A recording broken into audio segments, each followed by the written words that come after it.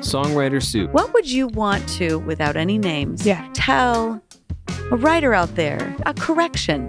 I think one is somebody shooting an idea down without having another idea.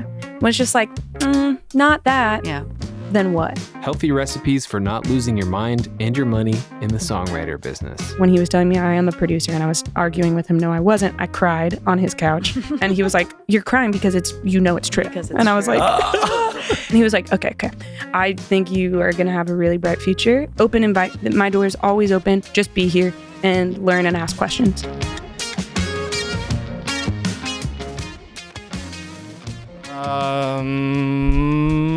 Hi, welcome to Songwriter Soup, season 3 ever, season 4 ever. Exactly.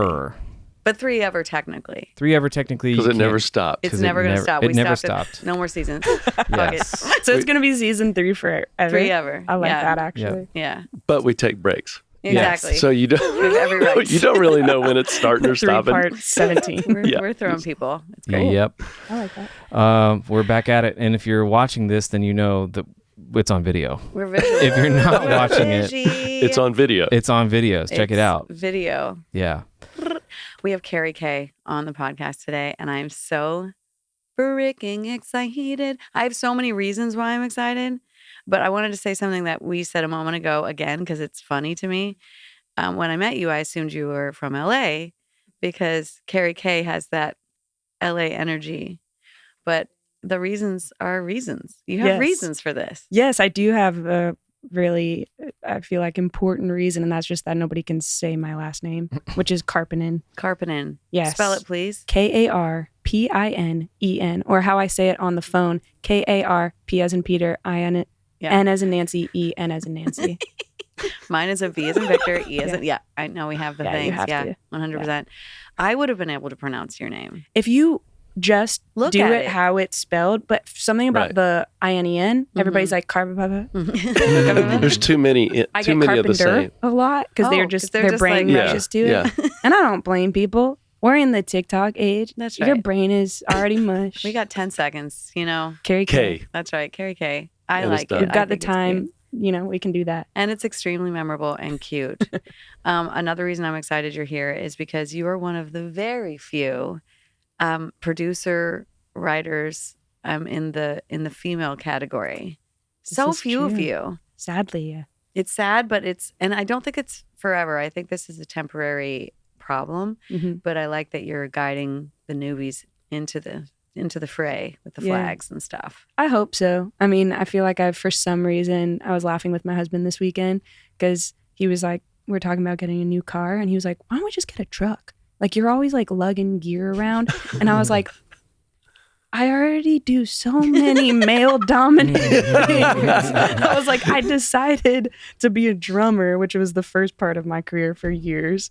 And then from there, I was like, why not just be a producer since I'm already always the only girl around? It's a great choice. And I have to say, working with Carrie is so much fun. The studio is like this bounce around. It's like a bouncy house for studio adults. Jumping on the, just constantly like, oh, I'm on the drums. I'm, like doing the thing, just jumping around totally seamlessly without like distracting anyone. You're just making music, and it's so fun to write with you. Thank you for that. Like just the mutual. bounce around. So much fun. I do have my studio set up in a way that like the desk is in the middle because I have ADHD. And so I was like, if I'm sitting looking at a wall, I'm gone. That's so just I efficient. Just move around. That's just smart. It does. Yeah, I mean, if you have to be there, if you're there by yourself making music, you got to get around efficiently, quickly, with without breaking a sweat. Yeah. Truth. And the thing with track guys is the face away. It's very it's my least favorite. The face away. It's the face away. Yes. It's like you literally like are writing a song with a back, and it's not fun. And and then they turn around, it's so occasional. So word to the wise guys, you got a studio out there, make it cozy. It's all about just the connection too. Like I like that when people sing or if they track guitar, they're in front of me. So like when I'm looking at them at my computer, they're right there. Yes. I hate being like somebody behind me. And then also like I'm not saying that it's because I'm like this great person. It's also because my brain. They'd be behind me. I would forget they were there. I would start like doing something else. She's working on another song. Yes. Whoops. I'm like, as long as you are there, I am here. That makes sense. A producer studio is a in my mind is like a way cooler thing than like a studio. Usually it's like they're very specifically built and laid out for that person's needs. And then you get to really, because they're not set up for any old band, any old time to just come in and do their thing. And like, it's all plug and play from the, whoever is like renting it out that day. But like, you get to kind of walk into the mind of the producer and see how they work and like what they value and stuff. And I love a producer studio. Yeah. It's definitely like it's got a signature on it. Each one, It's interesting because you, in a way, you would know this because I know you work with other producers like Gabe and stuff like that. So you go into other people's dwellings. Yeah. But like some producers are only in their own space. Yes. But we've talked a ton with like Mike Elizondo and Jimmy Robbins about what makes a studio so fun for the people coming to it. Yeah. And what are some things in your studio that are like, I don't know. Some people have toys, like or games or something to look at, or like just like a headline. Jimmy has this book that's like, there's a dinosaur on it. It says, "All my friends are dead," and it just like immediately stimulates my sense of humor. Totally. Mike has toys everywhere. Yes. I love his toys. Yeah, they're so unreal. Cool. Yeah. But isn't it funny? I'm going to answer your question, but it also makes me laugh that like somebody said this to me one time, and they're like, "I will tell you exactly what your style of production is by what your studio looks like." Whoa. And I think that is so accurate. And I always think about it when I go to other producers' studios because I do that a lot. And I'm like, your style of production and how you put tracks together is what your space looks like. That's some people's really... are very organized, very neat, very like, and then some people's are like all over the place and chaotic, but like it still works. Right. Yeah. And then there's the smart people who can works be well that. in chaos. Yeah, seriously. Yeah, and there's like some in the middle. Yeah, and that's usually their like approach to production. That's crazy. I find. But that's so accurate. Wow, that's accurate in the office world too. Yeah. I'm sitting here thinking about all the people in this building that we're in right now. Yeah. My office is chaos. Yeah. Because I, like y'all, I'm sort of lean a little bit creative. And for me, I like the just, you outsource. I can go everywhere anytime. Right. And I know where everything is. There's nobody else would. Yeah. That's what's cool about a crew, though. It's like you've outsourced the people, like your job particularly, I'm assuming, needs to be, needs to it's be tight. organized. It needs to be tight. Needs to be tight. Yeah. Like the fact that you have other people for that. I was just thinking that about are great at that. Some producers who have engineers like Jack Antonoff and Laura Sisk is like, Laura is clearly the one that's like keeping it. And then Jack is, again, the bouncy house of a studio. Yes. She doesn't miss a thing. Nothing. Yeah. It's cool. But the thing, I feel like it sounds funny, but the one thing that I care so much about in my studio is snacks. I'm big on snacks. Tell me more. And I just feel like, I don't know, like I also work with like a lot of like younger girls, and I'm like, you're growing. Like you need snacks. Like it's like kind of like a baby, like every like hour or something they need to eat. Keep the energy. I feel that way. The baby's hungry. Yes. But like the like being like, oh, I'm starting to get hungry, but I don't know, I'm not that hungry yet. Oh wait, it's an hour. I should probably order Uber Eats, and then it like throws off the flow of the day. Yes. I find that when you've just got like good, healthy, but like not like, gross, like still like something you want to eat, snacks available, you can just like rip a snack, keep going, powering through, keeping the flow. And keeping the flow. And that 40-minute wait for Postmates or whatever it is. Yes. Yeah. You kind of have the thing like, oh, we'll finish this first after the food comes. Yeah, you but then earn the food. They take 3 stops because you didn't do the priority delivery because you're trying to save $3.99. Yeah, keeping the money brain. Yeah.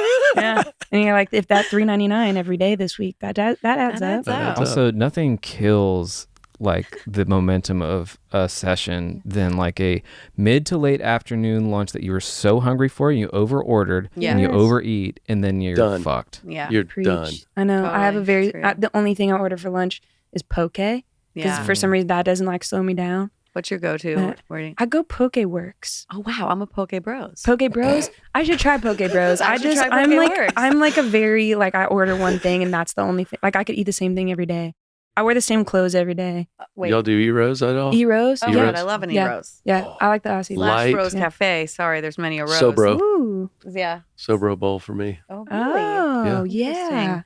Okay. Yeah, there's a few. I'm a definite Vuis. Sorry, we're going. Oh, full food, but Vuis. I could Vuis every day of my life and never tire of it. I did that for Same. a long time, and then I've now switched to Poke. Okay. I'm probably going to start getting tired of this in Totally. a couple months, and then I'll go Rotate back. back. Yeah. That's kind of my thing. It's like These are- rotating. Wow. But yeah, snacks. I find snacks are important, and then to me, natural light. Like everybody's Hey, different. Can we talk about? Yeah, which we have so much of in here. Yeah. We got light I in was here. gonna talk I'll to- say that. I was gonna talk I thought you were talking to, about beer. the production. I really did. I was going to talk to the production crew later about having incandescent light bulbs instead of LEDs for the vibrations. No, definitely. Y'all about this vibration No, thing? no, we've heard. Okay. And yeah. by the way, That's why I we have have a these. prediction. That's why we- Yeah, exactly. This is our vibrating. Nice. Yeah, it's like the this is we're going into, architecture and shit, but for just a moment, I agree. You know how like the theme of like overhead lighting, everything, blah, blah, blah, blah. I think that trend is going to start leaving architecture What? Oh, because that it's was like office not buildings good and for your brain Yeah. to have overhead light. Like the moment you wake up and if the sun isn't out or whatever, there's a whole science, yeah. like sunlight science. But I have a feeling people are going to be like, fuck that. Just put some lamps in your house. Yeah. Yeah. 'Cause So it'll how do you feel do better. natural light in the? So Just- I built my studio behind the house, Yeah. and when I did it, it was so funny because I have an engineer who's phenomenal that works on every project with me. Her name's Maddie Harmon, and she is so like she knows how everything can sound the best, and she's so technical and so on it. And I'm like, okay, I see what you're saying, but I need windows. And but the cool thing about her, she's not like, I can't get over the fact that you're not doing this in the most efficient way. She's like, yeah, of course. She's like, we'll work around it. So when I built my studio, I made it so that there's like windows, transom windows, I think they're called. It's been a while since I ordered them. And they go on one side. So the sun rises over the left side of my building. And then it's all sliding glass doors. So it's like the sun comes in there when I'm working early in the morning. I'm like getting that like direct So sun in my smart. eyes, which I So think is good. freaking smart. And then as it goes and the sun sets, at like whatever time it is now, the sun comes in those windows. So I feel like I'm not missing the day. Yeah. And it also, I've found that it's been like much better for my sleep schedule. Yes. Yes. Because I used to work in a really dark studio before this, and I would leave sometimes at like 11 p.m. and I couldn't sleep all night. I'd be Yeah. like wired. And I think it was that I didn't see the sun all day. So yeah, I built the studio specifically with like, I want to see the sun rise and set on both sides. That's It's been so great. dope. I Yeah. love the forethought. Yeah. Kudos. That's freaking cool. Yeah, it's not the best for sound, but I'm not a mix engineer. So Not my That's problem. okay. I'll tell you what though, so many records these days are not made in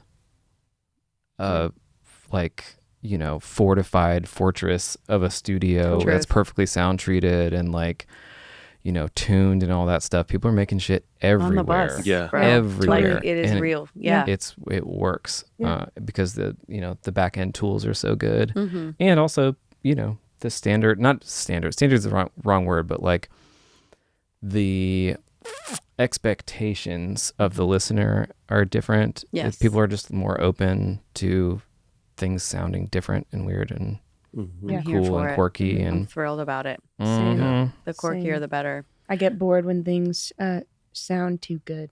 Yeah. But it's really fun to have that ability. Like Gabe and I were just working at something at Sound Emporium, and they have, I think, the best sounding drum Yes. room in Nashville. Insane. And like every single drum I hit in there, I was like, yep, Mhm. perfect. And for some songs, like that is so what's called for. And you listen back and you're like, damn, that sounds good. But then sometimes it's cool to be like hitting this big drum in like a weird living room, and then being like, that sounds weird as hell, but Mhm. love it. Yeah. Yeah. I did a just record in that room with 2 drum kits on the Cool. floor, and it was so bizarre and it worked so beautifully. Yeah. It was Every part of that room sounds good. Mhm. oh I'm just happy for the return of floppy music making. I feel like Yeah. I grew up in the Yeah. floppiest of the floppy. Like Yeah. the 90s was just like, yeah, just scream, Yep. see what happens. Mhm. Up, keep it. Like we were Yes. just in a weird spot in that era, Mhm. and it seems that way where music is just getting floppier. I Mhm. like it. I I'm do here too. for it. Same. It's really fun, especially as somebody that didn't like go to school for any of it or learn any of it. I feel like it was nice to like go to the I assisted for somebody for a couple of years who really taught me everything I knew. And then once I got to make records on my own, I was like, but what if I did the wrong way? Like, sometimes it works, sometimes it Well, doesn't. speaking of that, Yeah. how the hell did Yeah. you? For me, you kind of came Mhm. out of nowhere. Mhm. But then discovering you live here was Yeah. like, oh, you've been here a minute. So I kind of have this. Yeah. I'm catching up. I'm Mhm. catching up, Carrie K. Yeah. Tell me, like, where did you come from? Yeah. It's because you seem to pop on Mhm. A-list projects almost instantaneously. Mhm. How'd that happen? Yeah, that's really funny. It did not feel instantaneous to me, and that's usually the case. So I moved here when I was 17, turning 18, and I like grew up playing music in church, and so like that kind of led me into meeting some other bands and like the Christian music circle. And then I started taking trips up to Nashville like with my family, and because I was like, I'm going to do music. I'm going to be a touring musician because I found out that was a job. And I was like, that's the coolest job in the world. And so my parents were like, okay, like if you want to do it, we'll take you to some meetings. So I did like meetings with like A&R people and stuff. This is when I was 16 in a band to with be a touring musician. Well, I transitioned. So I was in a band with my brother in church, and then we were taking these like meetings at labels. But then from there, my brother pretty quickly was like, I don't want to do this with my life. And I was like, fair, I do. Yeah. So how is that going to work now? So then I started like kind of reaching out to those contacts of people that I knew, like if anybody needs a drummer, because that was my main instrument at the time. It's like, if anybody needs a drummer for a tour, I will do it for $25 a show. I was like, I just need enough money to cover my rent, which was $300 a month, which is so Solid. funny back then. I feel crazy when I When hear was this? What? This was downtown Nashville. There's a place called the Ryman Lofts that was for artists. So you had to make under like a certain amount of money a year, which I was like, Check. great. Check. And then you qualified. It's like basically subsidized housing, but they were brand new. I was the first person to live in them, and I split it with a roommate. And our rent was $600 even a month. So we both only had to pay $300 a month. That's crazy. 2010? Yes. When Yeah, was this? 12. I Yeah. remember Yeah. when it opened. Yes. Wow. Yeah. I was actually the first person to move into that building. Nobody else lived there yet. Is it still It was in crazy. existence? Is it still a thing? It's there. Yeah, it's still there. I haven't that's been. a hack. I've never heard It was a about whole. I remember. I might have been pitched the deal or something. For some It reason, was I know this. wild. But they were place. like beautiful. Like it was like Yeah. these lofts with like really high ceilings and like exposed, Oh like my goodness. very industrial. It honestly is what made me be able to start my career amazing. here. And so for that, I'm like really grateful. Anyways, fast forward, I played a whole tour for $25 a show. Shout out. And then I was like, okay, cool. I'm actually looking at people around me, asking questions, like these other like touring vets who were just like did this career wise, like gave me some advice, introduced me to more people. And then I blinked and 5 years went by. Right. So I remember getting with my business manager when I was like filing my taxes because all I had was invoices for like tours and shows. $25 each. Yeah. Oh my God. Thank God by the end of 5 years, it was better. Yeah. But I had played an average of 200 shows a year for 5 years Wow. because I went from tour to tour to tour. So it was like, I hit 1,000 shows. I was like, okay, this was cool. I was 23. My body is shutting down. Yeah. I was like having like health issues, which I'd never had my whole life. I'd always been healthy, but I just could not get better. And so I went to one doctor and I remember he was like, you have to take time off. And I was like, how do I take time off? I just got married. We're 23 years old, trying to like now pay our actual rent. Right. And I was like, time off scary. I've never done that. Got a call from somebody. They asked if I would take an A&R job. And I was like, I don't know if that's for me, but this is a great solution. And maybe I'll love this. And maybe that's like my path out of touring world. So I did A&R for a year. I worked for a guy named Chris York, and I really learned a lot about the music industry because it's funny being a touring musician. You like think you know how things work. You don't know anything. You don't know anything. And then when I got Same. to the other side, I had a crash course of a year, and I was like, oh my goodness, I did not know how this industry worked whatsoever. And then at the end of that year, I was like, all right, I give this a really good shot. This was awesome to have some stability for the first time in my life. I learned so much. I enjoyed myself, but I know long-term this isn't the move.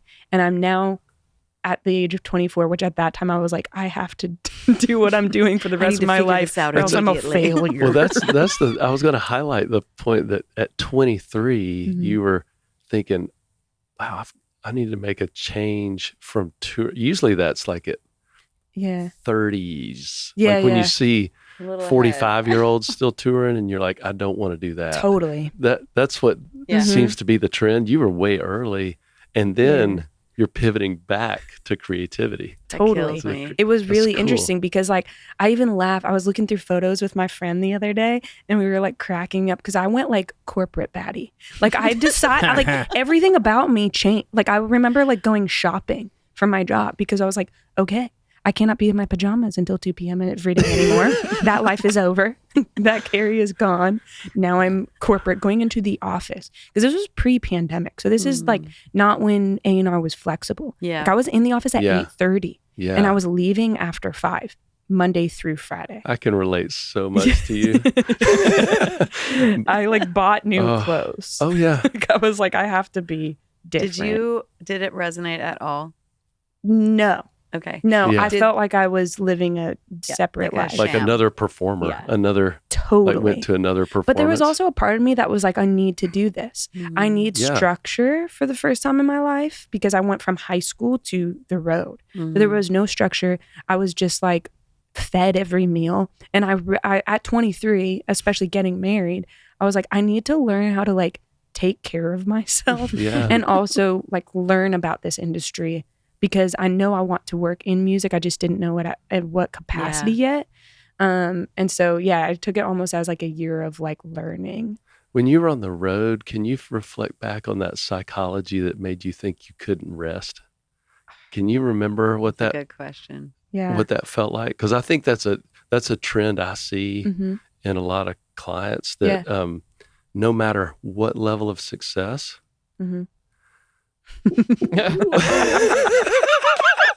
This is why you need to be watching the podcast, folks. That wasn't even a glare. That wasn't even a side eye. That was a full head tilt. It was a whole head. That was I knew you would appreciate that. Oh, but cute no and matter true. what level of success, like there's this anxiety in a creative person that says, oh my goodness, it could end tomorrow. Totally. And I cannot stop. Like I must push.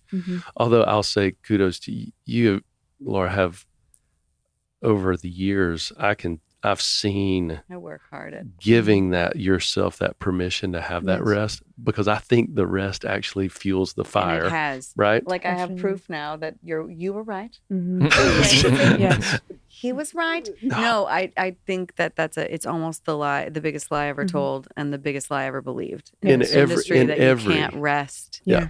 You know? Do you remember what that Definitely. was like? Crazy. Oh yeah, fully. I think that and it sounds so funny to say it now, but I think you always make up maybe a reason why maybe somebody else deserves to rest, but you don't. And for me, it was like, I came straight from high school. I don't have real education, and I'm like making up for lost time. Like I have to work harder than the people that I've invested properly. Like in my mind, the right way to do Nashville was like going to Belmont for 4 years, graduating, having all of these contacts. Like, you know what I mean? Like to me, that was like the way I should have done it, but I tried to fast track it. And because of that, I felt that I needed to work harder than everybody else to make it work. You're also just naturally scrappy. Yeah. I feel like that comes with not having I don't know what college was like for you. Like it wasn't an option for me. So that was not in the cards. It was never going to be in the cards. So I kind of took that in my backpack as well as like scrappy. Yes. Like you're going to have to figure out how to keep up with these people who can afford to go to college. Exactly. Or you know, just the natural unfolding of things. Like, Yeah. yeah, Totally. I really understand that and feel Yeah. it. And there's like the survival thing too, which like I remember looking back and my parents, when I moved, I was packing up my closet and putting all my stuff in the back of my Honda Accord, and which was a great car. And they Shout out Honda. Yeah, shout out Honda. So reliable until my roommate crashed it and I was sad. But my parents were like, hey, we love you. We believe in you. And we believe that like you can do this, but we will not be giving you a single dime. And so if you can't pay your bills, if you cannot feed yourself, if you cannot make rent, please do not lie to us, tell us, but you can move home. And That's the fallback. Yeah. That's a really yes, they're great, like, your That's room is really- here. You are taken care of here. But we will but not will not support do it. you. It's not out there. And I remember like No something blank checks. in that. Yeah. I was driving in my Honda Accord and I was like, what have I done? Yeah. It was really scary, but I think that was maybe what ultimately started the like, I gotta be scrappy. Yeah. I gotta figure this out because nobody else is going to for me. And I think at the time, maybe I had some like chip on my shoulder about that. Now at 31, I'm looking back and I'm like, oh, that was actually amazing for me. Yes. Like I had to learn how to do things I maybe didn't want to do, but like learn lessons from those things and make it work. Every time I hear stuff like Yeah. this, I'm thinking about what I'm going to tell my kids. Because you just like added a cat, like another little, oh you my know, goodness. a petal yes. on the flower of what I'm going to say to my kids. Yeah. But one of the things I'm like preparing to say, and I have already said to them, they're 11, but I'm already saying it, is like, you can have any life you want as long as your job matches the lifestyle that you want to live. Totally. Do whatever you want. Like my husband's a rock climber. You want to go live out of a van? Do it. Yeah. If you can great. afford to do that, do it. If you want to have a Ferrari, God bless. If you want to have a Ferrari, you're going to have to figure out how to afford. Like that's Yes. a rule of thumb in my house is like, I do not care. Your life is yours. But like, it has to match because mom's not going to catch. Yes. You know what I mean? We're not going to catch. I really love the idea that you're always safe because you can always come home. But out there, that's your job. Totally. That's freaking cool parenting. Yeah. That is. I like that a lot. It was awesome because I didn't feel like I'm out here in this big scary world by myself. I was like, okay, I do have my house. Yeah, you I do can have my always family. go home. And they do believe in me. Mm. But if I'm going to make this work, I'm going to make this work. It's a nice combo. Yeah. Like they believe in you, yet they're not gonna just give you a free ride. Totally. To it. Really Yeah. like There was that. 1 month that I could not make my rent. And I remember I like called them crying. And I will say they did send me the money as an IOU. And then when I got paid for because it was one of those tours where they pay me half up front, half at the Yes, end. yes. And so I didn't have enough in the in between. Right. And then when I got that check, the Yeah. first thing I did was wrote them that check for $300 and sent it back to them. So it's like technically they never did give me a dime, but they made an exception I that like one that time, which I exception. That's appreciate. I would do it. amazing. Yes, yes. Sounds right. Yeah, it was an IOU situation, but it worked out. So at what Yeah. point did writing enter the picture? Like I know you're probably all like as a drummer, as a musician, you're kind of always in the scape of writing. Yeah. But at what point were you like, that's a job?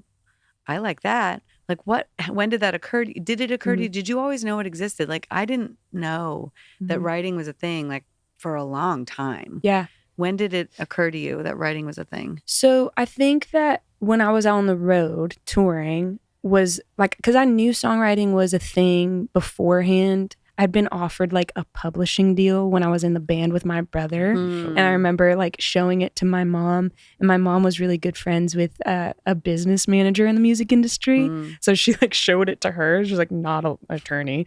But she was like, hey, I'm not an attorney. But just from looking at the beginning of this is the worst deal you could ever take.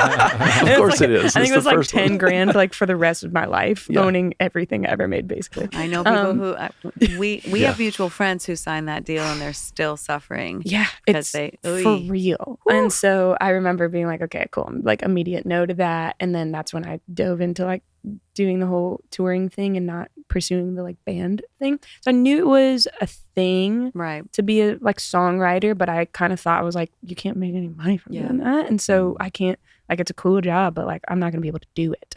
And then when I was out on the road touring, I remember having moments where, as you know, you've done the same show 30 times in a row. And so you're just kind of like thinking off. And I remember being like, what part of music do I love?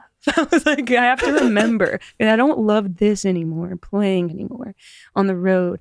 And I was like, I love seeing people sing the lyrics. And I love like seeing somebody like cry in the audience. And I'm like, okay, this artist who I know so deeply because I've toured the world with them, this is a real story to them, but is a real story to that person too. Yeah. And that connection for me was a moment where I was like, I want to do that. I understand music. I think I could write a song. I'd never really like done it for real. I'd kind of done it with my brother, but that was just like in our living room at our house. And so when I quit the A&R job, I told my husband we actually had just moved to LA. So we were living in a 1-bedroom apartment in Silver Lake. And I was like, he was doing well as a photographer and all in music, which was great. So I was like, okay, I can breathe for the first time in my life financially. He is doing well. I was like, can I have 1 year to pursue songwriting? Nobody's going to want to write with me yet. So I'm going to make an EP by myself because I knew how to record because I'd run tracks on the road. Right. So I did not know how to produce, but knew how Ableton worked.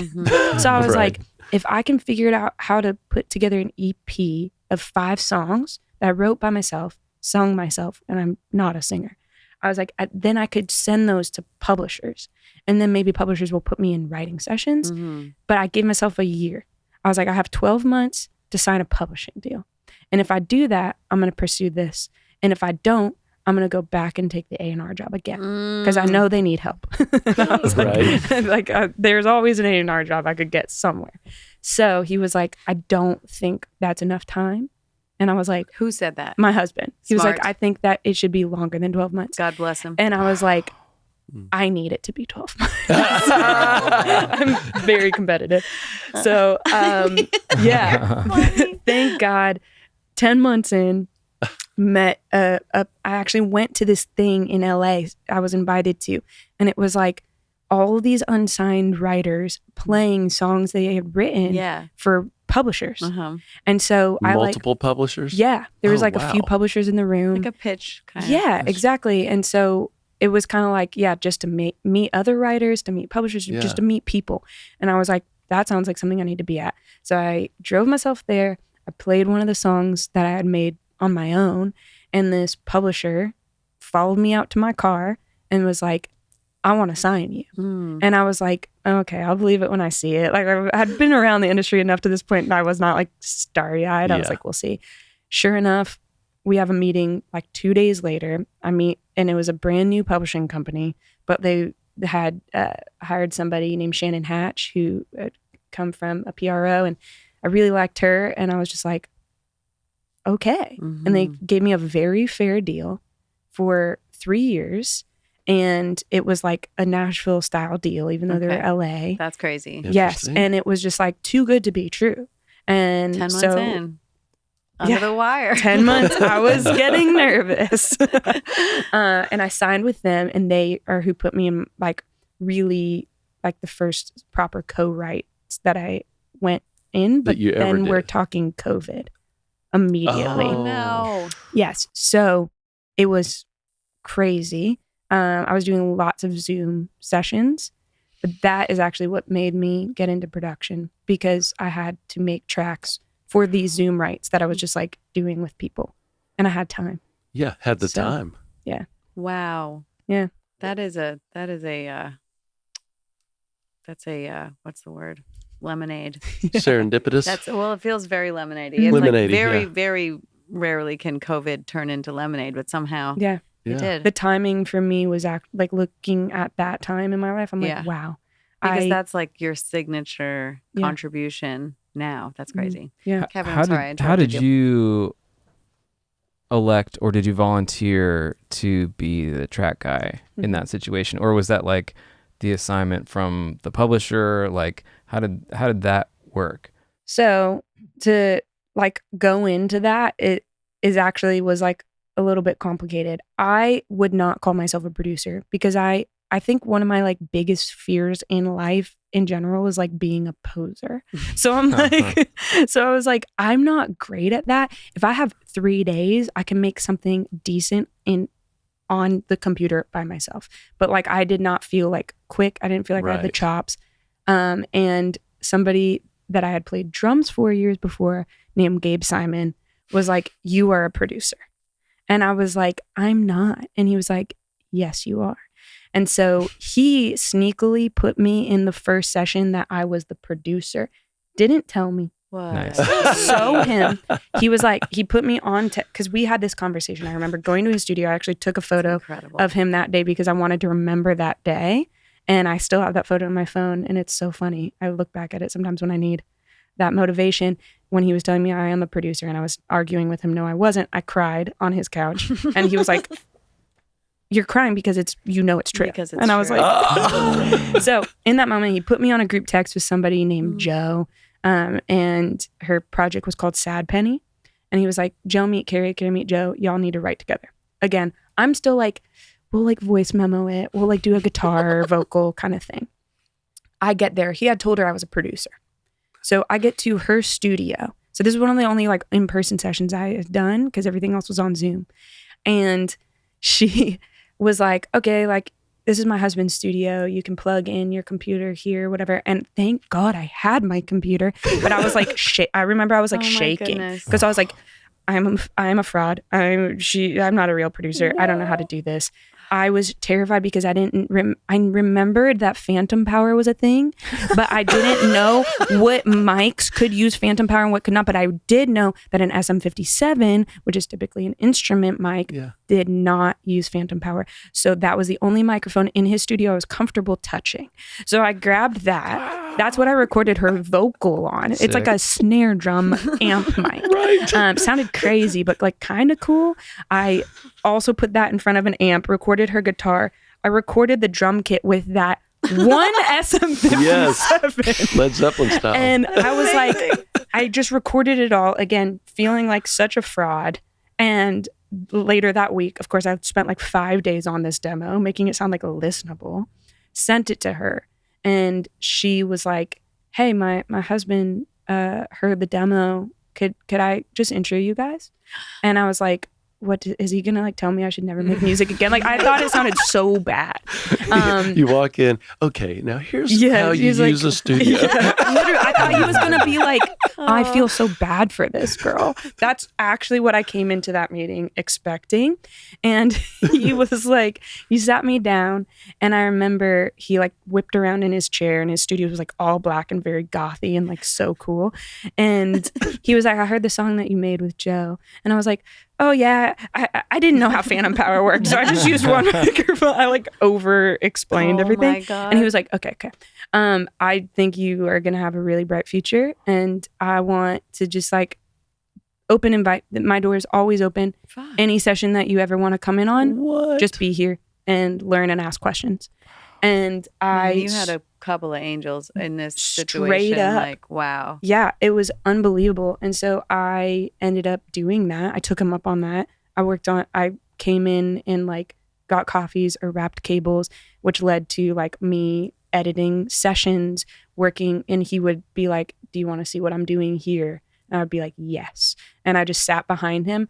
I learned more from him in 6 months than I would have in 6 years, honestly, by myself. Like, yes. I owe so much to JT Daly. Oh my God. Yes. Yeah. Yeah. Oh. And wow. Yeah. And the coolest thing is that the very first project that I ever came in and like basically sat there, like I don't even want to call myself an assistant because I didn't know enough to be a good assistant. But I was there when he was doing this album for this band called Paris, Pvris. And then fast forward a couple of years, he ended up producing like half the songs on the Paris album. I ended up producing the other half. And like he was so cool in that moment. He was like, this is the first thing we worked on. And I was like, yeah. And he was like, he's just been so encouraging. I had breakfast with him last week. He just always tells me how proud he is. And I'm like, you do realize that like you taught me how to like export a track for the first time. Like I didn't know anything really. I knew what I liked, what I liked things to sound like, but he really taught me how to actually implement actual skill into that. There you go though. I mean, like nobody knows the shit before they know the shit, but what you know, as the like elder statesman in the room or the mentor or the whatever, it's like it's your job to recognize people's drive and potential and their vibe and their like and taste I feel and like you can't fucking teach one. that. It's like that's what he caught from the SM7 captures was your taste. And that's what he said. I remember he was like, you're gonna be successful, and I was like, I don't know how you're saying that, it sounded so bad. And he was like, but I like your taste. And that has like, that's been in my head when I meet young people now and I'm like get into sessions with them, I'm like, oh, you're gonna get there because you've got really good taste. Yeah. It's a special thing. It's a totally like how mentorship should work. I could go on a whole soapboxy moment with that, but I just am so grateful for those two people. Did either of them sign you? Gabe did. Gabe signed you. Yes. Okay. So that leads to the next chapter, which is that I went and I did that with JT. Then I kind of like, he was like, spread your wings. Like you got this now. And, I was a little bit scared, but I did it. And then I was like, this is the best job in the world. I can't believe people are actually hiring me to produce songs for them by myself. And so that, and then again, like the publishing deal, putting me in a lot of sessions with random people was so helpful for me to just learn like different skill sets and like, oh, I need to be a hunter in this room. I need to be a gatherer in this room. I don't know if we did I talk to you about that? Tell me more. Oh my gosh. Love So that already. Daniela Mason is this artist that lives in town. She was doing an artist thing when I moved here and I just loved her music. I remember she said to me one time, she was like, there's hunters and there's gatherers in songwriting sessions. And she was like, a good room is when you have a hunter and a gatherer. Or sometimes there's those rare birds that are hunter-gatherers. She's like, but most people are hunters. Most people are gatherers. Whoa. So a hunter is somebody who's no shortage of ideas. Ideas all day long. They can spit out chords. They can be like, here's this. What if we did this? What if we did this? What if we did this title? They have a harder time finishing an idea. There's other people that maybe are not the ideas people in the room, but they're really good at gathering everything that the hunter brings in and helping them finish the song. Put it in order. And then there's some rare people that do not need anybody else in the room. They can hunt and they can gather. Wow. So I feel like my skill set is typically gather. I'm not big hunter coming in, here's our concept for the day person. I love working with those people. If I need to be, I can do that, like the hunter-gatherer thing, but I definitely lean gatherer. So I find that the rooms that are strongest with me are when I've got a hunter. Then it's like, cool, game on. We've got this. The gatherers are typically the taste people too, I find. Because people that can put things in order, and I call them spaghetti writers because I'm Italian. And I like hunters are people who throw every fucking thing at the wall. Yes. And I get to pick kind of like whatever sticks to the wall, I get to pick from all of that. And I generally try to cultivate both talents, but it is so I would say you can do both well. Well, you're one of the rare thank ones. You. I really enjoy both, but a relaxing session for me is when I can gather. Yeah. So because typically I want the artist to be the hunter. Yes. I want them to be like, I have so many feelings. I have so many thoughts. And then I can be like, oh, well, let's make that commercial. We will put this in order and find the story within their barf. Oh, God, that's gross. But you know what I mean? Totally. Spaghetti writing is how I see it. Yeah. But that is such a beautiful analogy. Yeah. And there are rare birds who can do both. But I think what you're saying, which really excites me, is if you're a new songwriter, where's the camera? If you're out there and you're like, I'm not good at a billion ideas, Mhm. but I know what I like. There's almost like an A&R brain. Mhm. That's Mhm. interesting and fascinating that you dabbled with that. Yeah. That's writing too. There Mhm. are so many tastemakers with Yeah. massive numbers of plaques on their walls. Totally. They're just tastemakers. Mhm. And in a way, an untrained eye would accuse them Yes. of not writing. But That pisses me That off. pisses me off too, Mhm. because you can have a billion ideas. It's about the patent. If I'm being real, like, people that are like, oh, I thought of that mop. Mhm. Why did I should have made the billion? Well, you didn't fucking patent it, did you? Yeah. You didn't follow through. It's Totally. like anybody Yes. can. It's kind Yeah. of like Seinfeld. I'm sorry, old ass reference, but do you remember when he goes, anyone can take the reservation? It's the holding. It's about keeping that shit in order. This is such a magnificent discussion. Mhm. For new songwriters to hear. Yeah. Knowing where you fit in a room, Mhm. you can be insecure on either side of those things. People that can't fucking land the plane, Mhm. insecurity for days about that sometimes. But Right. man, you get in the room with someone who knows how to land the plane, and all you got to do is get it off the fucking ground.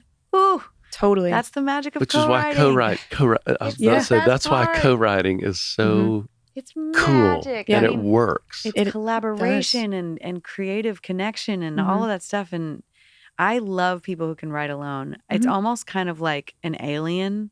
Totally. I'm like, have your fun. Yes. But I'm such a slut for the collaboration part. Same. I just love it so much that I admire those people. But the thing I want to be a part of is the brain, like the think tank. You know what I mean? Yep. I always say love that running shit. it through someone's brain. Mhm. Like there's times where I might have a rough idea for a whole song, but I know I'm like, okay, this could be like 80 if I do it by myself. And if I literally run it through your brain, 100. we're at 100. Mm. And that's an amazing favorite. thing.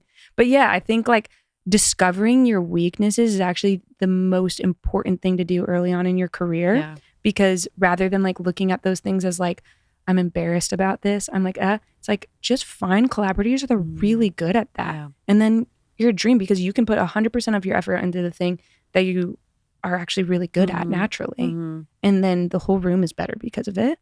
So yeah, I learned that through all those sessions and the speed dating, and I would do sometimes 2-3 Zoom sessions in a day. Oh dear God. And it was the worst, but I learned so much about who do I need to be in this room today? Mhm. And thankfully, having the instrumental background and then getting the producer, getting more comfortable in the producer role. Also, sometimes I still come into sessions sometimes and only top line. Mhm. And I love being what does this room need today? Yeah. I'm going to lean into that part of me. Ooh, that feels a little rusty. My lyrics feel a little rusty today because I haven't top lined in a couple months. Right. But remembering that it's something that I can do. And that's what that room needs that day. I just found that's given me the most success. Some of the rooms I've been in that the songs have ended up being the most successful have been when I was in a role that I didn't feel like I should have been in that day, which is really funny to think back. I was wild. all I feel like I did that day was the chord progression. And that maybe more insecure earlier on me would be embarrassed about that. But now I'm but that chorus wouldn't have hit without that chord progression. Right. It's you just learn to that's the lean thing. into it. That's the best part. This is another example of, in the business world, there's probably 15 books about hire to your weakness. In our world, it's hey, here's how you do this. Step 1, step 2, step 3. In songwriting, it takes years to go, instead of being insecure about that, maybe I should just connect. If I'm a hunter, I should connect with a gatherer. That's so important for people to hear. Because how sad would it be? A handful of names are coming to mind right now of people who have a very specific talent in the room, Eli Templin. I don't know if you've ever written with him, but No, we haven't. and Austin Goodlow. Yeah. And they're I'm trying to. There's 1,000 but people who come in with a specific knowledge of an instrument. Yeah. Where honestly, a lick or a little something created the entire song. and I've only written with the two of them a couple times. They might know how to do all the things, but the thing that I experienced with them was knowledge of an instrument that set an entire tone for the room. And my God, I could just see someone like starting out thinking, oh, I don't have all these skills, therefore I'm not a songwriter. Right. And God, I will mourn the loss because those people are some of my favorite people to play with. It's like such deep knowledge of one specific thing. Like, again, not a gatherer. It's almost like a hunter, but like a specific style. Right. And yeah, there's room for every type. Totally. It's really just if you love songs, you know? Yeah. Because even like, I don't know, A&R and publishers, A&R people, they all have a place to sit too. Like, you know, publishers are the people typically making these rooms happen. Right. Them Putting it knowing how to together. put it all together. Do your due diligence, guys. Like, it's not just, oh, this person's really good and this person's really good. Let's put them together. And if you've got two hunters, good luck finishing the song. Totally. You know, and two gatherers can be boring. Yeah. So it's like you Right. need to mix it up. And publishers understanding their writers, I think, is like a big part of how this huge. stuff works, you know? Totally. Yeah. I'm signed with Abide by the Vibe and Warner Chappell. So Abide is Gabe's publishing company. And then Gabs Landman is my main person at nice. Warner. And I think she's an expert at that. She is. She is so good at being like, this room you should be in because of this. And then I get there and I'm like, wow, she was so right. Can I ask a question about this? Is maybe a boring question, but like, how do publishers know that? I mean, like, is it all self-reporting? That's Is really it is it interesting. all like just this is the stuff we get back from this person, and that's like by the powers of deduction? They're like, okay, these types of songs come out of this person. I can imagine they do this in the room, or like, what's the like scientific? Where's the data? I feel like the publishers have to get good at talking with their writers, like something that Mike Molinar is really good with me. I don't know whether your people are this way. I imagine Gabs is a fucking star at this shit. It's anyone knew, they pretty much asked me like how get the fucking went. deets, you know, and ask your most trusted person. Like for me, Mike and I have known each other forever. Totally. I give him a report nearly every time. Every time I'm like, like you're debriefing on the right. so that he understands how to put a newer writer. See, because I can, you know, we're at a point where you can kind of zig and zag. If you've just signed a new writer and you know they're good at one thing and you think, oh my God, if I can just get them in the right room, this person's going to slay. But put them in the wrong room, they're going to get discouraged. Yeah. So Mike is doing recon with me to help the next generation of writers he's signing. Yeah. And I am happy to do it because then everybody wins. I want songs. I'm sure you're this, it's just music obsessed people want music to be great. Yeah. And I'm like thrilled at the idea that this person with this tiny talent, because I said something to Mike, they're putting him, lodging him in the right space where they can shine. Yeah. It's thrilling, you know? But recon, I mean, Gabs probably does it. I'm guessing Gabe does it. Definitely. Anytime I'm writing with somebody new, it's cool. It's like just a quick phone call. Hey, how did it go? And sometimes it was like, that was amazing. Let's do it again. Sometimes it's like, you know what? That person's great. I think that we need this kind of person in the room if we're going to do it again. And then usually when we do that, it's awesome. Yeah. So yeah, they're really good at doing that. I always tell my husband, I'm like, I love when people are good at their jobs.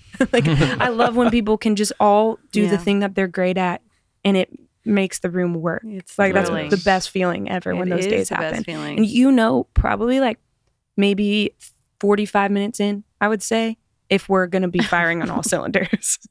you know. Yeah, you know. You It's just real. know. We could play a little game for the kids called A Game with No Names, which is if you're in a session with someone and your report is not going to be stellar, but there's something to learn, a little like, you know, what would you want to, without any names, tell a writer out there?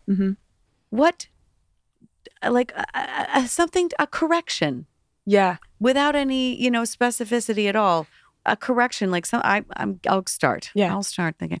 If I want to give Mike some constructive criticism about a writer that of course I won't be delivering because that's not my job. Yeah. But I have little corrections that I mention to him all the time. Like you said, this person might be along with this, you know, a different vibe. Something that I find that is a little bit like, please don't do that, is when an artist immediately says, oh, we don't need to write for me today. Yes. It's like a boner killer. Like or I just finished the album. Or I just finished the album, which is can technically be true, but maybe just don't tell us. So keep us in the dark. Then why are you here? Yes. Although with the way music's moving now, it's like sometimes way, it doesn't even matter. fucking Sometimes the matter. deluxe is the biggest part of Precisely. a release. So You never do it does know. feel different. But I do remember being like, yeah, I just finished, but I guess my publisher set me up on this. So like, do you want to write for pitch or something? It's like a bummer. Like for a writer, we're not there to write with an artist for other artists. Yes. A, because that's not why you're here. B, because the other artist might not cut a song with an artist on the copyright. So it's not it's not benefiting us. It's not a relief. yeah. It's Okay, not little really. It doesn't constructive take any criticism. weight off. It takes it's still, no weight it off. actually probably Yeah. Kind of puts a bums wet me blanket. out. Yeah. I'm there to write for you. If you're an artist in the room, that's why I would like to write for you. Yeah. And then of course I'm pretty bold in those moments, and I'll be like, you know, I'd like to write for you though. Yeah. If that's okay, cool. You know what I mean? So I'm pretty bold about it, but it's just not a relief. That's mine. It's always like not fun to be told that, you know, Yes. you're not there to write for Fully. yourself. Yep. That's a really good one. I think one is somebody shooting an idea down without having another idea. Boom. That always bums me out. 100%. When it's just like, not that. yeah. Then what? Right. And It there's should ways- be followed up by Yeah. And theirs and not doesn't have to that, be but better. what about this? And it can even Right. be, like, let me in on your thought process. You don't need to have an answer. And I think that's maybe why some people don't follow up the no, is because they're like, because I don't know what the answer is. And I'm like, I'm not asking for the answer because clearly I don't have it. You don't like what I'm doing. But what about it is wrong? Yes. What, like, is it the emotion? Is it the tempo? Is it the lyric? Is it the energy Exactly. of is it the angle of the emotion? Yeah, it could be any very specific thing, but if you don't have a specific thing and you just know, Then don't it's a bummer. say no. Can I make a this is in defense of the no. Love a counterpoint. Let's go. Go. Only because I could see, especially if I'm an artist, being in a situation where I know that I don't want to build on the idea that I don't like. Right. I don't want this to be the next carabiner in the rock, to use a rock climbing Why not? metaphor. nice. I don't Boom. Shout carabiners out. don't go in rocks, but Something like that. but they click into a thing that goes in rocks, I guess. Bolt. Anyway.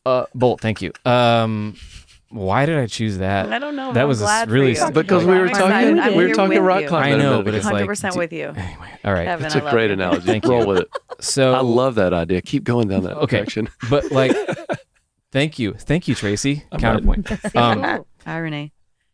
But I could see not knowing what the answer is, but saying like, hey, this feels shaky to me, and I don't know why, and I don't know what is next. But like, if we build on this idea, we're building on a foundation that I can't see myself singing in the future. I understand But I you just That gave, is you just gave fair. the why. That is the why. Yeah. I think you just actually Even why. that is fine. Is- That's a why is pretty- better than There a, are sometimes a better than flat or like a don't love it.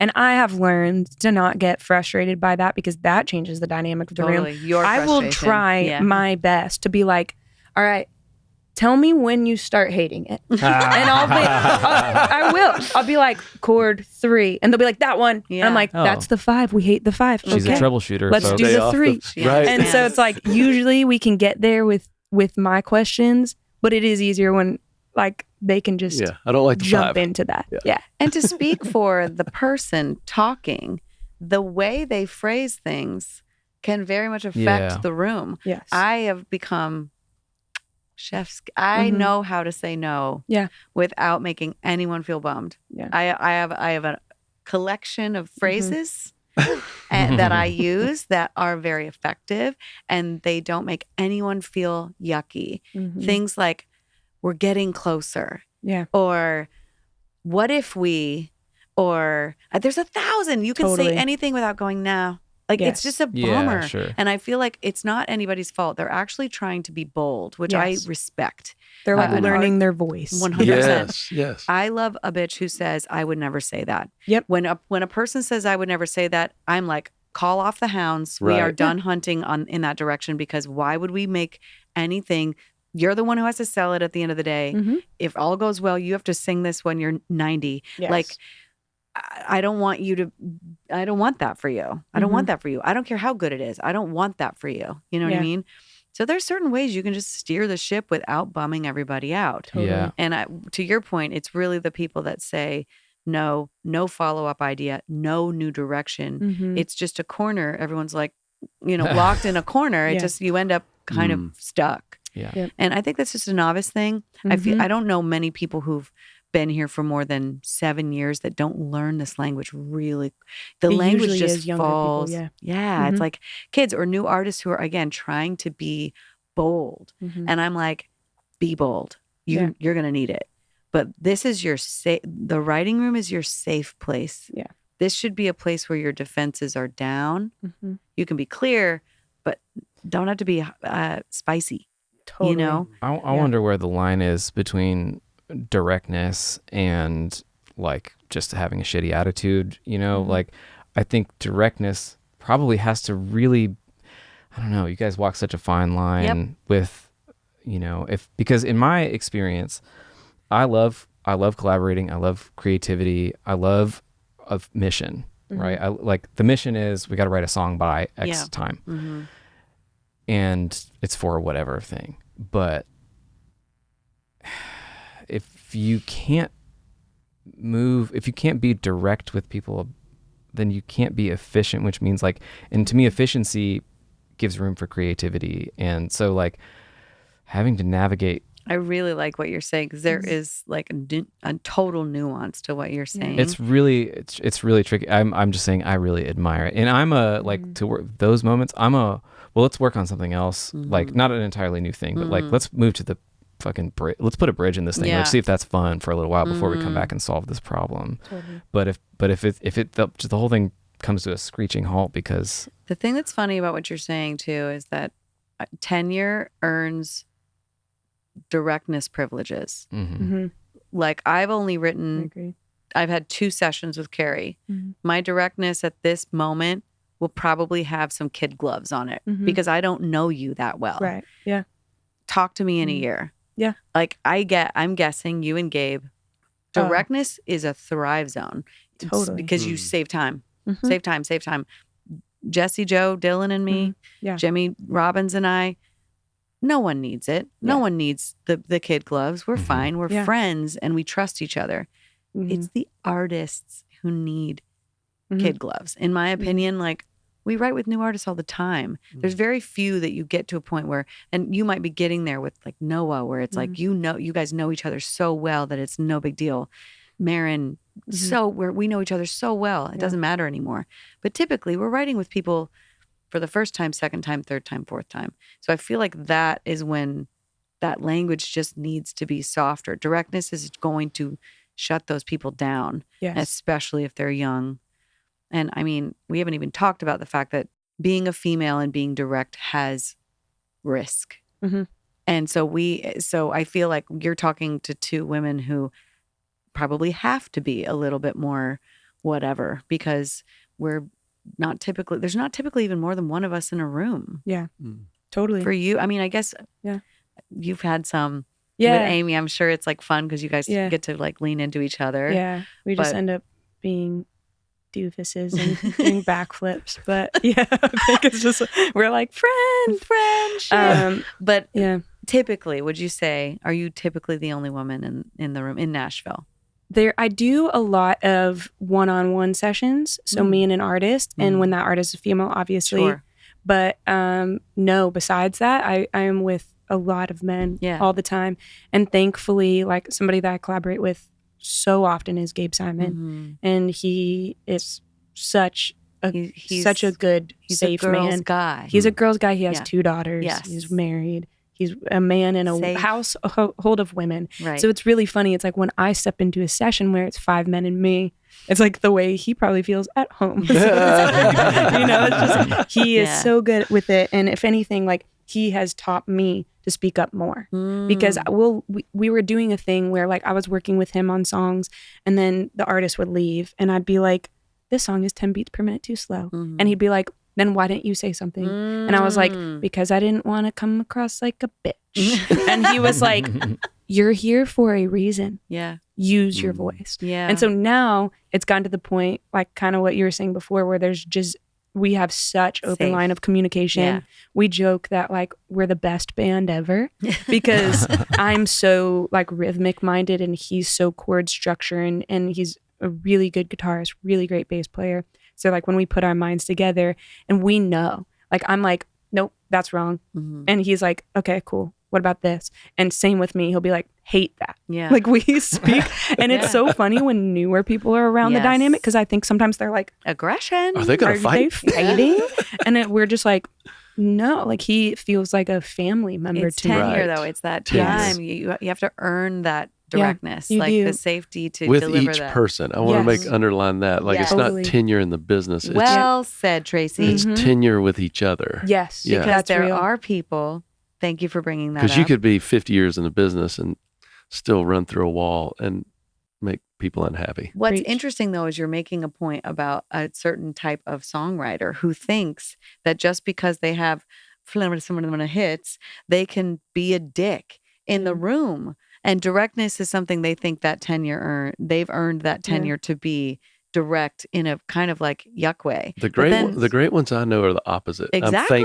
Thankfully, is Exactly, that but they it's get more humble. Yes. Yeah. I've noticed the great songwriters I know have massive success. Yeah. I would wager would walk into a room with a brand newbie and be as humble Yeah. as you could imagine. They're the ones. Don't you Yeah. think? Those are the Is real that, ones. y'all but experience that? No, yeah. there are people though.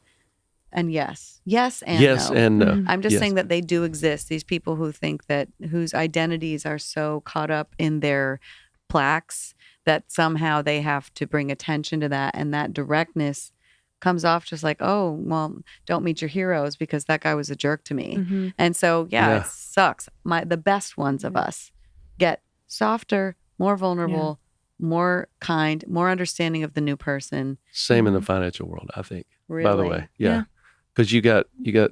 I definitely know people who in my line of work are.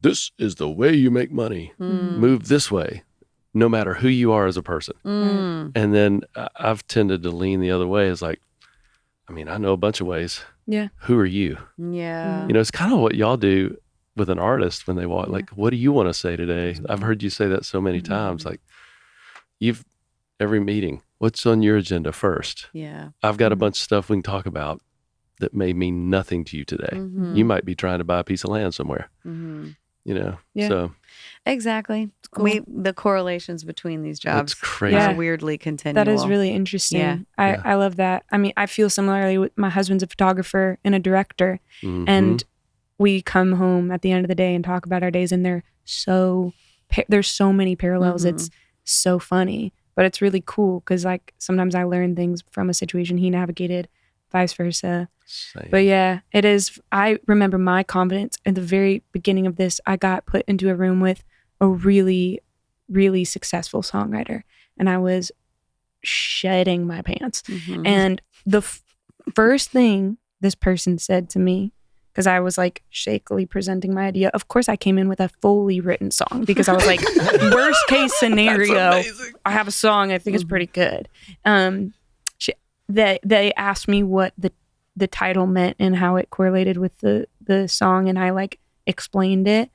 And of course, I was like tripping over my words because I was so nervous already, like with the arms crossed feel of the room. Mhm. And this person said straight to my face, "That makes 0 sense."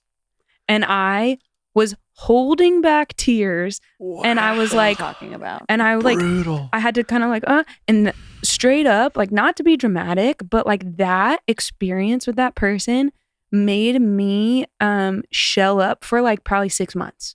Because every time I went in her room, I'd be like, I would filter it through that lens. I'd be like, here's my idea. I'm Do I make excited for sense? this. Do And I I'd be make like, does it sense? make sense? Yeah. Does it make Oh. sense? Yeah.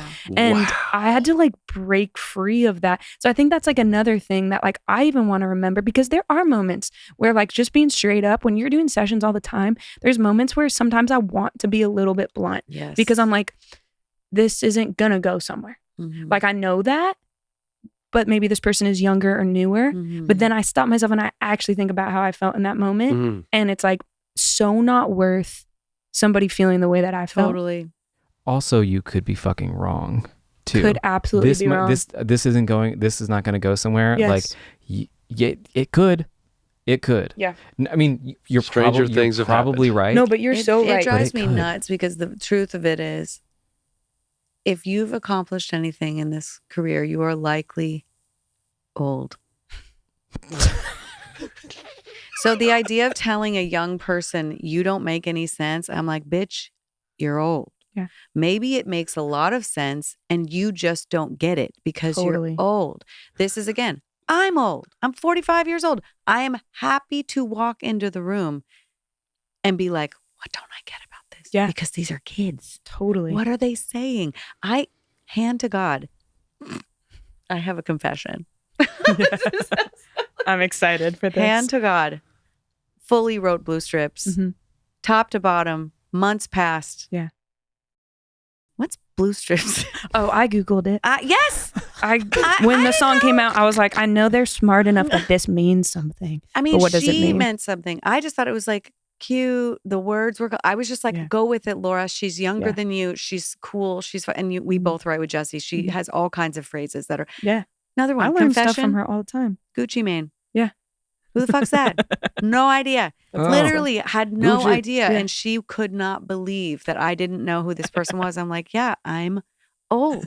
But I think my point is, and I'm not like in the grave, I just mean like, I have children. Mhm. My life has Yeah. textures that aren't just like cool catching. I'm not cool catching all the time. Yeah. That's what young people are there to do. Yes. So Yeah. the idea of a tenured person telling a young person that they don't make any sense Mhm. is, to me, the joke.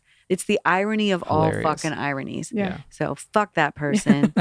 And also, thank you for recovering, because some people Yeah. don't. Mhm. Some people Mhm. take those things in and they ruminate so long, and then they just have no fucking confidence. Yeah. And I'm just like, God, what a shame. What a shame and what a sham Mhm. that what you're supposed to do when you get older is to mentor, and what you're doing is like the opposite of mentoring. Yeah.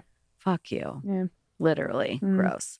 Sorry that happened also. You know, I But think it it's served good, you though. probably. Yeah, and I do think that like I am an inherently like little sensitive person. So there's a part of me that I'm like, I'm kind of glad that I've Mm. had a few situations that like made me have thicker skin, because I do think that there is something, especially like in the producer role, it's Mm. important to have a bit of that. Yeah. And it's like still be in touch. Like there's moments where I've still left a session and cried. Like, you know, like I've got some of that sensitivity still in me. But for the most part, I can be like, that was crazy what that person said, and like laugh about it, you know, and keep going. What's wild is like you are probably just inherently, if you were just sizing people, you have sensitive energy, just Mhm. period, which is like the best part of you. Mhm. I'm not, like, I'm pretty terse, Mhm. but I've left crying too. Yeah. Mostly at the hands of men Mm. before, you know, before there were women in town, like when there was only 5 of us doing anything Right. in Nashville, Mhm. lots of Mhm. men were extremely condescending about me not knowing how to write a song because I was a female, which is so Mm. strange. So strange. So, but luckily, again, I say this all the time on this podcast, but the best leverage we have is our calendar. Like, you just don't have to do it again. Don't have to do it again. And that's the best part too. So if you're out there and you're like, oh yeah, that happened to me and they were so mean and they really discouraged me, fuck them. Don't. Like, move on. Like, that you don't have to write with them ever again. That's the best part. Yep.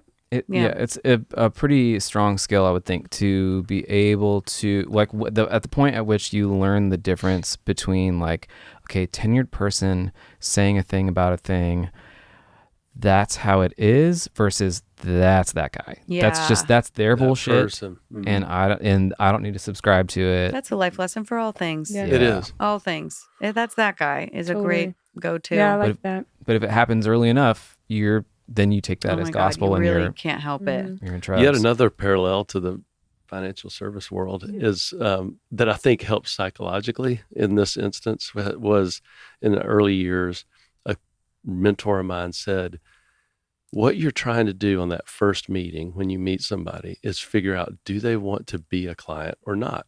It's not, they're not choosing you or not. It's like you're trying to decide, do we become clients? And that's so easy older.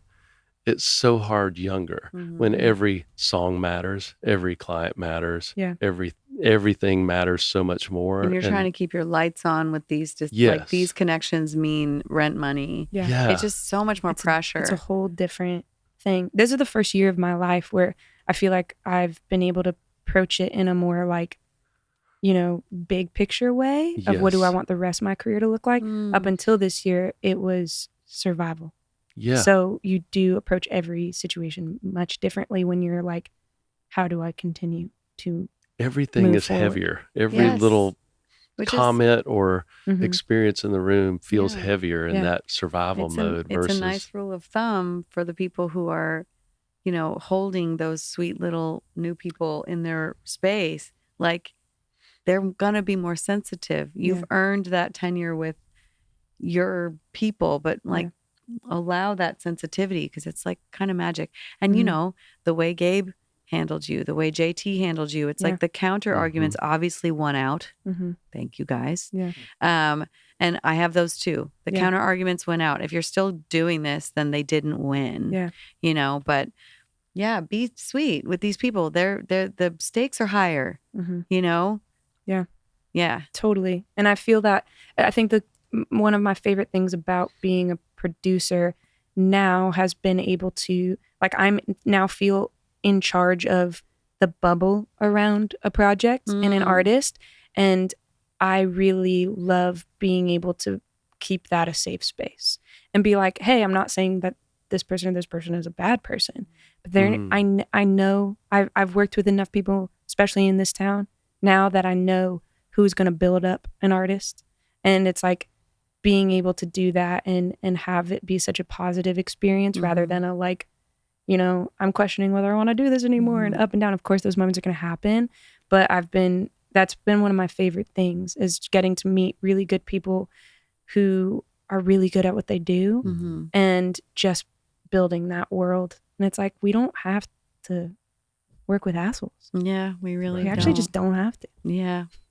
And around an artist, particularly, just knowing your job is to serve them with the space. Yeah.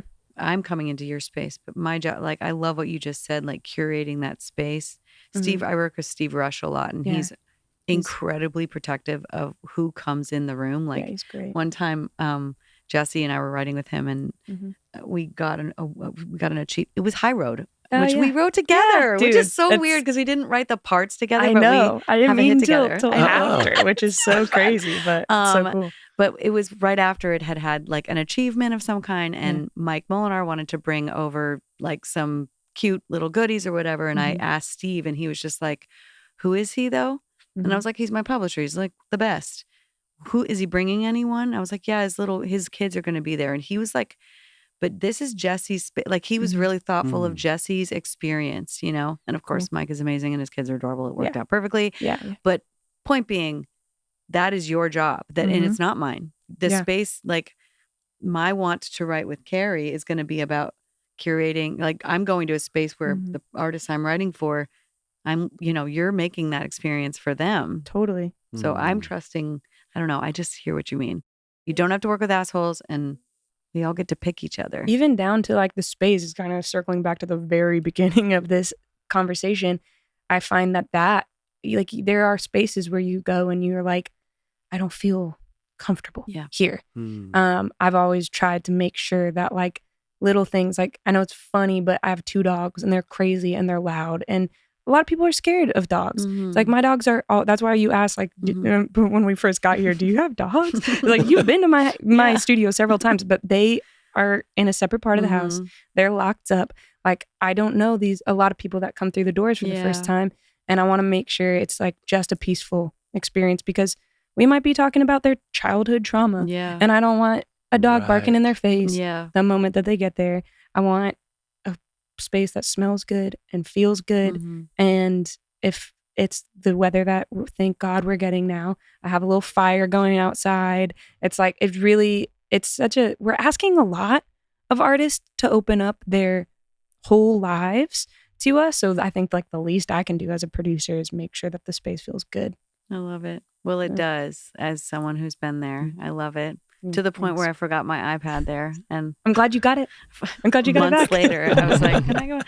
Anyway, Carrie, you're really like just lovely. Thank you. Your energy's lovely. I'm so Appreciate excited it. to see how you continue to just like, I don't know, the way you influence music in general.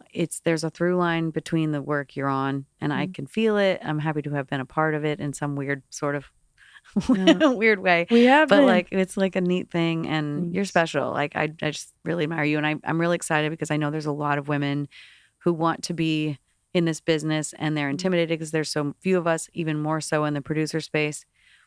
Behold, Man, thank it works you. out when when you're fucking humble and you learn. You're such a good, curious like learner. Mm. That's the move. That's Thank the move you. always. It means a lot coming from you. I have a lot of respect for you and what you do, and I'm really glad I got to meet you guys today. Yeah. But yeah, I think just like to all young females that want to get into production, maybe just like stop questioning yourself. Just do it. And if you have something to say, just say it. That's right. That's the first step. I The love rest it. is easier than that, I think. That's amazing. I love it. Thank you for coming. Thank Thanks you for being guys. Appreciate here. you. I really appreciate it. Share this episode with an asshole. Who needs to hear this shit? Yes. That's good. No. Share, like, subscribe. All the stuff. All that stuff. Thank you guys. Bye. I don't know where to Bye. look. Yeah. See ya.